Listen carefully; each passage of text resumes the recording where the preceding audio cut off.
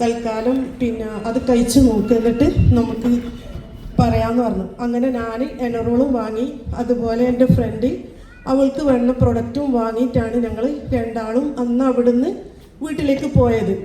രണ്ടാമത്തെ ദിവസം ഞാനല്ല റിസൾട്ട് പറഞ്ഞത്, എൻ്റെ ഫ്രണ്ട് എന്നെ വിളിച്ചിട്ട് പറഞ്ഞ് കരണ്ട് കൊണ്ടടി എനിക്ക് ഇന്നൊന്ന് കാണണം, കെട്ടിപ്പിടിക്കണം, ഞാൻ ഇന്ന് കിടന്നുറങ്ങിയെന്ന്.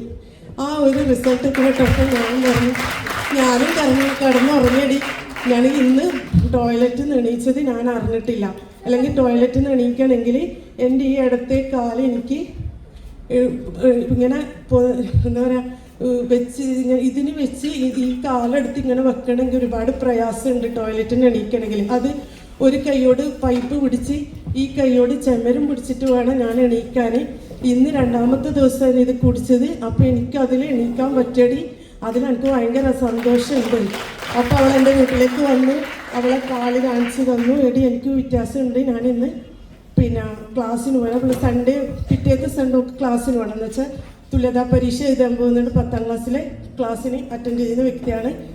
അപ്പോൾ എനിക്ക് പിറ്റേത്തെ ഞായറാഴ്ച പറഞ്ഞു എനിക്ക് ക്ലാസ്സിന് പോയി ഒരു പ്രശ്നമില്ലടി, നല്ല റിസൾട്ടാണ്. അവൾ മകന് ഭയങ്കര വാശീൻ്റെ പ്രശ്നം ഉണ്ടായിന്, അതിനും പ്രൊഡക്റ്റ് വാങ്ങിക്കൊടുത്ത്.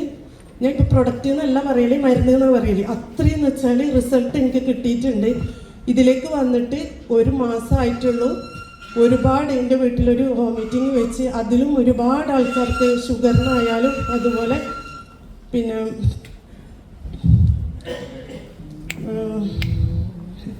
ഇതപ്പോൾ പറയാം